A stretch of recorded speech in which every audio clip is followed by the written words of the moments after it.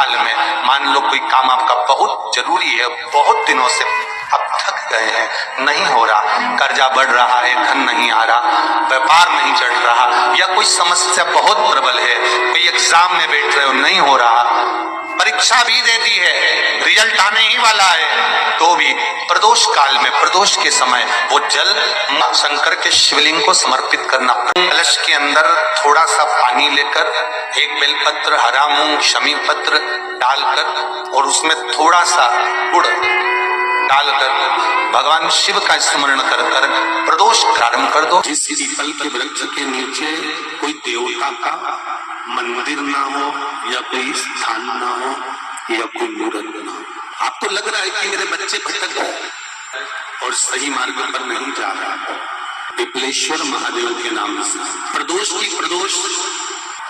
काल में श्री शिवानमस्तुभ्यम। दोस्तों, हर हर महादेव। अगर आपका कोई कार्य अटक रहा है या कर्जा बहुत बढ़ रहा है या कोई भी काम आपका बन नहीं रहा, व्यापार नहीं चल रहा, या कोई भी बहुत बड़ी समस्या आ गई है, कोई एग्जाम में बैठ रहे हो वो भी नहीं हो रहा, परीक्षा में आपने दे भी दी है और आपको ऐसा लगता है कि मैं परीक्षा में पास होऊंगा कि नहीं होऊंगा, तो भी आप इस उपाय को जरूर ही जरूर करिएगा। दोस्तों, बहुत विकट समस्या है, कोई भी परेशानी है तो इस उपाय को जरूर ही करिएगा। और दोस्तों, एक उपाय बताया है पूज्य गुरुदेव ने कि अगर आपके घर के बच्चे या बड़े या आपके घर का कोई भी सदस्य अगर गलत राह पर जा रहा है, आपको ऐसा लगता है कि वो गलत संगति की तरफ जा रहा है या गलत रास्ते पर जा रहा है, तो हमें क्या उपाय करना चाहिए। दोस्तों, बहुत सुंदर सा उपाय बताया है आपको, बस ये 2 उपाय करने हैं, बहुत ही सुंदर और बहुत ही अचूक उपाय है। चलिए जानते हैं पहले उपाय के बारे में। आपको क्या करना है, एक तांबे का कलश भरना है और इसमें जल भरना है आपको अपने घर से, अपने रसोई से, जिस में से आप जल पीते हैं उस परंडे से आपको इसमें जल भरना है। दोस्तों, आप तो जानते ही होंगे, मैं फिर भी आपको हर वीडियो में बताती हूँ, इससे पितृदोष समाप्त होता है, काल सर्प दोष भी दूर होता है, वास्तु दोष भी खत्म होता है। और इसमें जल भरने के पश्चात आपको क्या करना है, 5 बेलपत्री लेनी है। दोस्तों, अगर आपके पास 5 बेलपत्री नहीं है तो कोई बात नहीं, 1 बेलपत्री भी ले सकते हैं। तो इस तरह से आपको 5 बेलपत्री ले लेनी है। मेरे पास 5 बेलपत्री हैं दोस्तों, लेकिन बेलपत्री ध्यान रखना दोस्तों, बहुत सी माता बहना ये गलती करती हैं कि बेलपत्री खंडित ले लेती हैं, कटी ले लेती हैं, टूटी फटी जैसी वो उनके पास ले लेती हैं, बस उनको तो लेने से मतलब। इस तरह से नहीं, आपको 5 बेलपत्री ले लेनी है इस तरह से आपको, और इस कलश में ही आपको डाल लेनी है। और दोस्तों, इसमें थोड़ा सा गंगाजल जरूर डाल लीजिएगा, मैं हमेशा गंगाजल डाल करके ले जाती हूँ। और इसमें डालने हैं आपको मूंग के दाने। अगर आप 11 मूंग के दाने डालें तो 11 डालने, 5 डालें तो 5 डालने, 7 डालना चाहते हैं तो 7 डालने। इस तरह से आपको इसमें मूंग के दाने डालने हैं। और आपको मीठे में क्या डालना है दोस्तों, गुड़।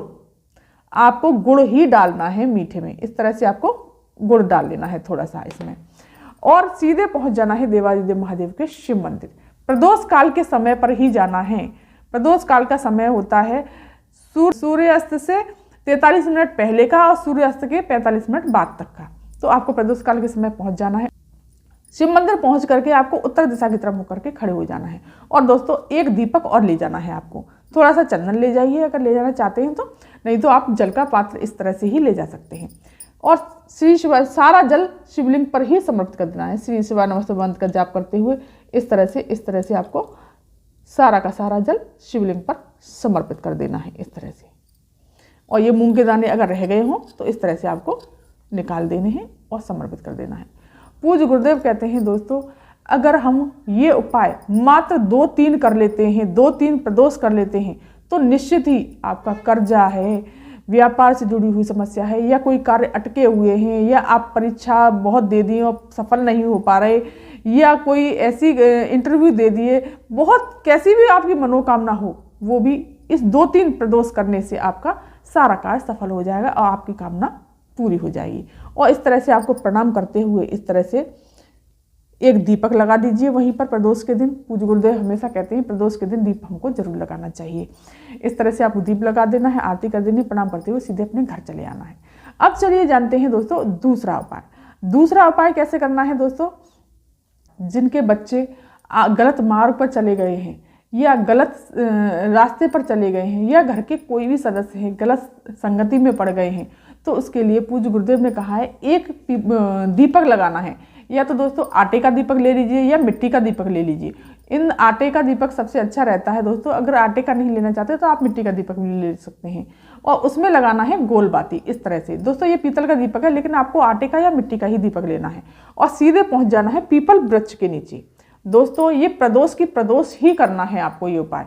पीपल वृक्ष के नीचे इस प्रकार से आपको पहुंच जाना है और पीपल वृक्ष के नीचे इस प्रकार से आपको दीप लगाते हुए पीपल देव से प्रार्थना करते हुए पिपलेश्वर महादेव का नाम स्मरण करके इस तरह से आपको दीप लगाना है। पिपलेश्वर महादेव का नाम लेंगे और इस तरह से दीप लगाएंगे। और जब दीप लगाते समय आपको जो बच्चे हैं या जो भी आपके घर के सदस्य हैं गलत मार्ग पर हैं और उनके लिए प्रार्थना करनी है, हे पिपलेश्वर महादेव, मेरे घर के सदस्य या मेरे बच्चे गलत मार्ग पर जा रहे हैं, वो सतमार्ग पर आ जाएं, सही रास्ते पर आ जाएं।